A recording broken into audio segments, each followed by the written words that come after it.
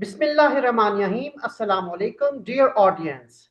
Today, our topic of discussion is about a very fascinating and exciting subspecialty of ophthalmology, which deals with vision and brain. Yes, I'm talking about neuro-ophthalmology. Due to the current advances in medicine, artificial intelligence, gene therapy, regeneration of the nerves, all these things are advancing the neuro-ophthalmology field, and a new dawn of this new era is coming. In order to discuss these new aspects, we have invited Professor Kamal Ornik. Professor Kamal Ornik is a professor of ophthalmology at Ahi Ibran University, and he is head of department over there. He has got extensive experience in teaching training of the ophthalmologists. His career spans over almost 30 long years. He has got almost 140 international publications to his credit, and he is a peer reviewer of many international ophthalmic journals. So without further delay, I will request Professor Kemal Ornik to please present his talk about this new fascinating era of neuro-ophthalmology.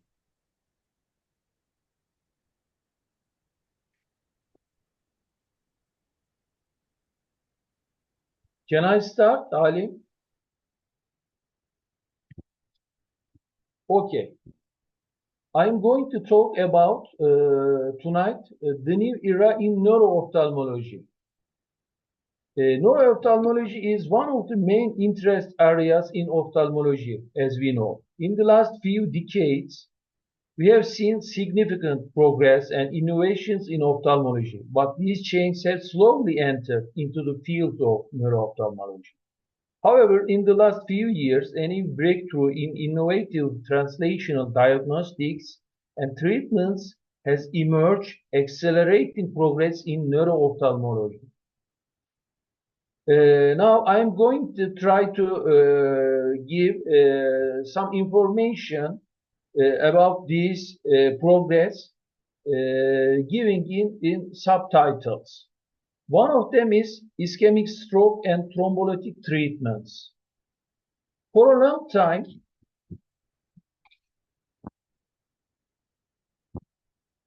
neuro-ophthalmology was solely a diagnostic specialty. In well-known neurologic disorders like cerebrovascular events, acute ischemic strokes or optic nerve atrophy, which lead to irreversible nerve damage, neuro-ophthalmologists could only identify the cause, but they couldn't help patients more than this.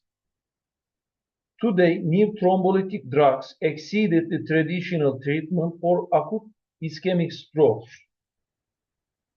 Therefore, early recognition of strokes has moved into a new era. Intravenous thrombolytic drugs like recombinant human tissue plasminogen activator and alteplase are used for various occlusive vascular diseases. And hyperbaric oxygen therapy increases pressure of oxygen in plasma and dissolved oxygen content in plasma by 20-fold, again in these vascular occlusive diseases. Both of them help us very much today. Where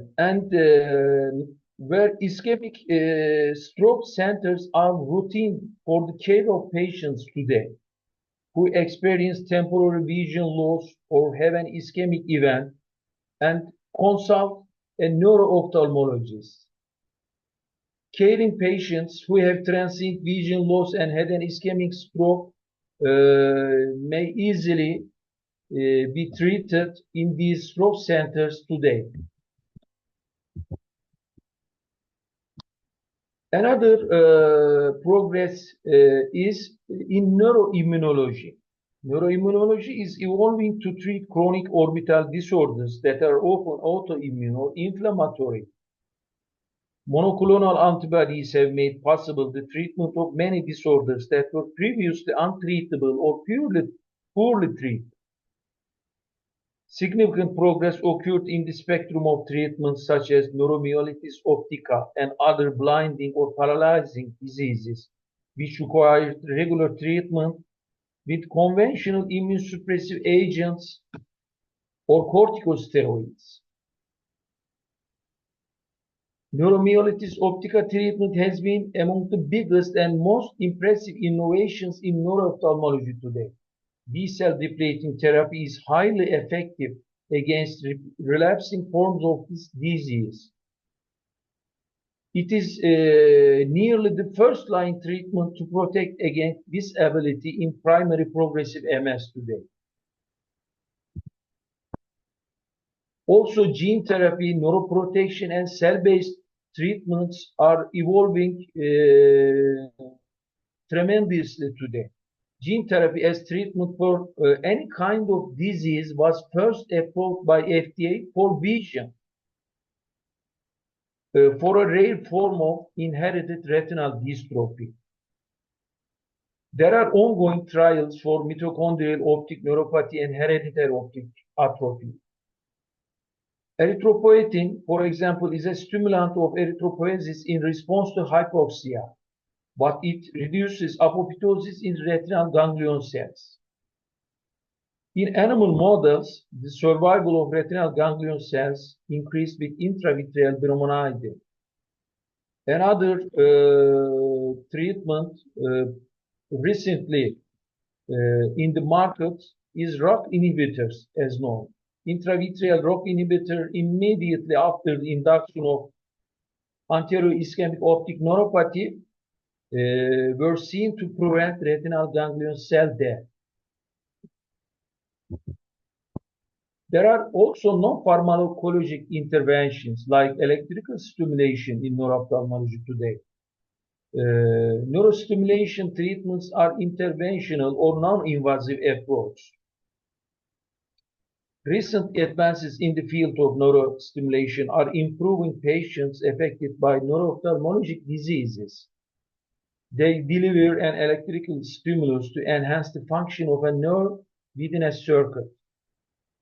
Cortical reorganization in central visual system help the mechanism to treat the patient. Advances in technology and imaging and a better understanding of neural circuitry are factors contributing to the rapid increase in the use of this treatment to treat a wide range of neuro-ophthalmological disorders. Also, cortical implants stimulate the visual cortex in patients who have complete blindness or complete optic atrophy. Another significant intervention is in the imaging. The invention of optical coherence tomography revolutionized the field of ophthalmology today and has become one of the most widely used tools in neuro-ophthalmology today. Optical coherence tomography provides important diagnostic, follow-up, and prognostic information depending on the type of the disease. Although OCT is alone not sufficient to diagnose the disease, of course, but there are pathognomic findings that lead to the correct diagnosis in the disease of neuro-ophthalmology. Pathognomic findings like ganglion cell layer investigation has become one of the most useful today. Mobile OCT system also can help us to expand the applications of this imaging technology.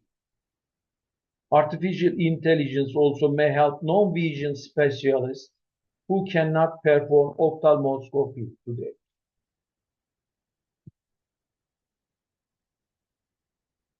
In medicine, artificial intelligence holds significant promise in effectively analyzing and interpreting increasing amounts of data and images. The integration of artificial intelligence into neuro-ophthalmology has the potential to revolutionize diagnosis, patient care, and treatment outcomes. Algorithms can accurately evaluate optic nerve head image and detect structural changes associated with optic neuropathies. Automated optic nerve health analysis help in the early diagnosis of conditions such as optic neuritis, glaucoma, and optic disc edema. Artificial intelligence-supported visual field testing tools provide precise and fast analysis of visual field data. This helps us identify visual field defects related to optic nerve and visual pathway abnormalities, allowing early detection of the disorders. AI systems can analyze patient data and clinical findings to create a list of potential differential diagnoses for certain conditions. This helps ophthalmologists specify the possibilities and make correct diagnosis. AI technology facilitates the continuous monitoring of neuro-ophthalmology conditions, allowing timely detection of disease progression and appropriate intervention today. Functional visual loss is a common cause of visual impairment presenting to both general ophthalmologists and neuro-ophthalmologists. Ophthalmologists often find it difficult to deal with these patients. Recent years have brought major changes in the way we suspect, approach, and treat functional visual loss. There are new types of treatments and promising ways to develop multidisciplinary treatment for functional visual loss. Therefore, in functional visual loss, we should rule out organic pathology and become skilled in techniques for identifying this loss. Diagnosis requires a comprehensive evaluation of visual function. Effective communication with patients and families is essential in management. Prognosis is variable and is often better in younger patients. Overall prognosis is unfortunately poor, with disability persisting or worsening over time. Neuro-ophthalmology has an important role on the other side in preserving vision and life. Rate of misdiagnosis prior to a neuro-ophthalmology examination can occur in up to 69% of diseases. This may be due to inadequate history, examination, differential diagnosis, and incorrect targeting. And moreover, neuro-ophthalmology examination influences care 99% of the time and saves life or sight 2% of the time.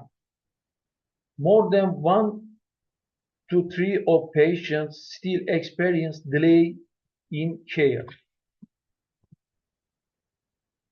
Therefore, AI technology and smartphone fundus imaging are both very helpful in clinical practice today.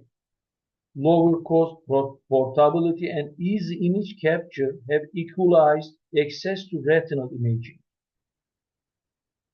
They both have potential to transform telemedicine and remote patient monitoring, especially in low-resource settings and poorer areas. They enhance early detection of serious conditions and enable timely referrals to the ophthalmologist. Another title is visual stimulation. Visual stimulation provides visual stimuli. It may be lights, colors, or black and white patterns. This treatment encourages children or adults to enhance neuronal pathways and facilitate their visual development. It is used to stimulate visually disabled children with comorbid disabilities or cognitive deficits, or who hardly react to visual environment. It shows remarkable promise for restoring visual function in both children and adults with visual disability. To conclude, Alim, with advancing technology and significant progressions and change, we are able to diagnose and treat challenging neuro-ophthalmology conditions today. Neuro-ophthalmology subspecialty is once a diagnose and adios subspecialty, unfortunately. It means we can define or diagnose disorders, but we cannot efficiently treat them. Therefore, with the all advancing treatments and technology and imaging, as I mentioned minutes ago, I think neuro-ophthalmology subspecialty will be prevent, diagnose, treat, and rehabilitate in the near future.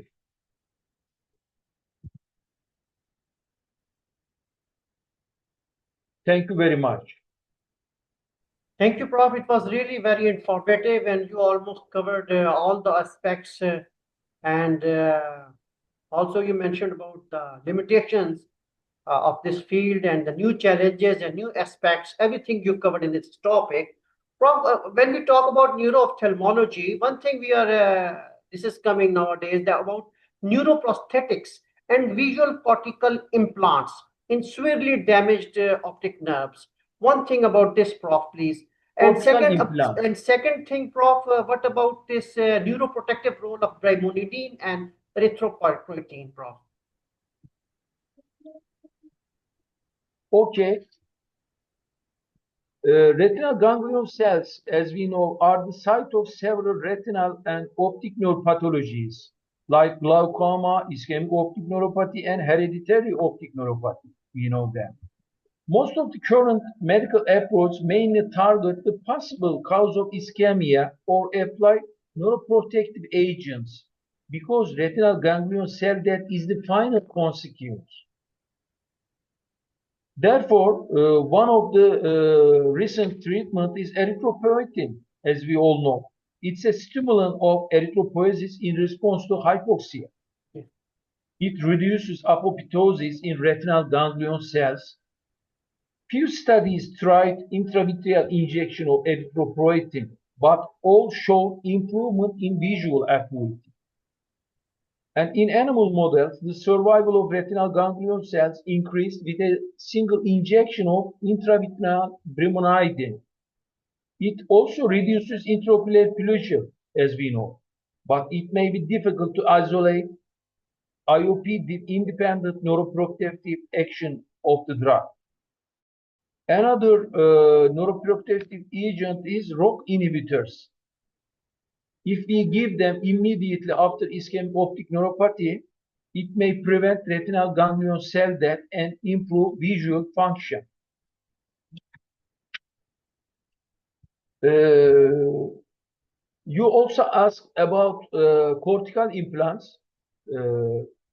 Cortical implants like the Orion system stimulate the visual cortex in patients who have complete blindness due to optic nerve damage or cortical damage. These devices allow the perception of basic visual stimuli, light or shapes, by bypassing damaged ocular structures, though they don't restore detailed vision. They can only help users navigate the surrounding. Cortical implant systems offer greater flexibility since they don't rely on the preservation of any retinal structures. By directly stimulating the visual processing centers, the implants aim to restore more complex visual perceptions. However, it's still hard to achieve high visual demands as processed in the retina or the optic nerve. But recent advances suggest that using multiple channels of cortical stimulation, it may enhance the depth and complexity of the visual experience. Okay, can you hear me? Yes, Prof. Ali? Prof, one thing about we know you have got extensive experience. This is your subspecialty. Please tell us about B cell depleting these therapies, rituximab, which are being used nowadays as compared to our traditional way of controlling the The diseases. screen frozen. No, it's perfect now, normal, Prof. Okay, It's okay. okay. Uh, B-cell depleting therapies are, rituximab and ocrelizumab compared to the traditional Okay, immunosuppressive therapies in optic neuritis.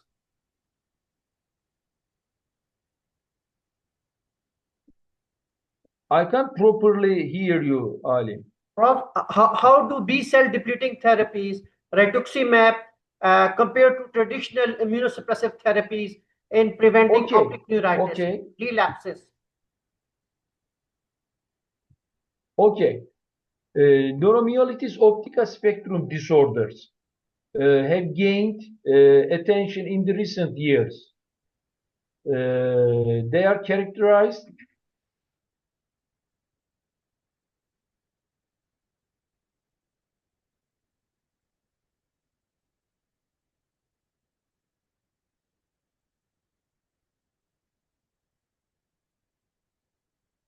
those or plasma exchange.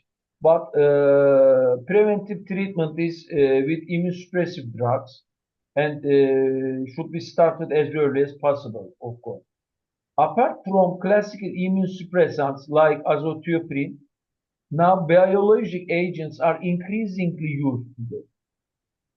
B-cell depletion with rituximab and other agents are promising treatments as shown in randomized trials. Monoclonal antibodies that target B cells represent an important new treatment option for patients with multiple sclerosis.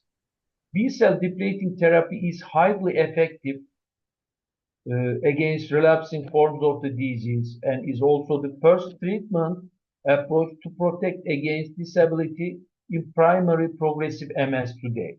Ali. Prof, when the optic nerves are severely damaged, now we have hearing about neuroprosthetics and visual cortex implants. Kindly, if you update our audience about these things. Neuroprosthetic devices. Yes, Prof. You mean cortical implants? Yes, Prof. Neuroprosthetic, when the optic nerves are severely damaged, Yes. how do you see their future? When the optic nerve is severely damaged, we generally use cortical implants, as you know, but they don't promise a precise vision as we have in the retina or in the optic nerve. There is Orion system, as I mentioned a few minutes ago. They stimulate the visual cortex in patients who have complete blindness due to optic nerve or cortical damage. These devices allow the perception of basic visual stimuli, like light or shapes, by bypassing damaged ocular structures. Though they don't restore detailed vision, unfortunately today. They can only help users navigate the surrounding, only movements, only motions, not detailed vision. But recent advances suggest that using multiple channels of cortical stimulation may help the depth and complexity of the visual experiences in these patients. Right. Probably now we are here in the era of artificial intelligence. All Okay. around in medical sciences, artificial intelligence is coming and deep learning. How do you see that artificial intelligence and deep learning improve the diagnostic of optic neuropathies? How much it is accurate? For example, in glaucoma, optic neuritis, how do you Yes. see it? We know there is no gold standard for optic neuropathy or glaucoma detection using AI today, but it can help screening, diagnosis, and classification of the disease, as it enables processing of large data sets and the identification of specific and new disease patterns. Funded photographs can be analyzed by machine learning to detect optic nerve damage due to glaucoma or different causes. Also, larger data sets can be analyzed using deep learning. In a recent study, a large data set of fundus images revealed a high percentage of sensitivity and specificity. Therefore, AI can be used with greater proportion and greater amounts in the near future for the detection and diagnosis of glaucoma and other disorders in neuro-ophthalmology.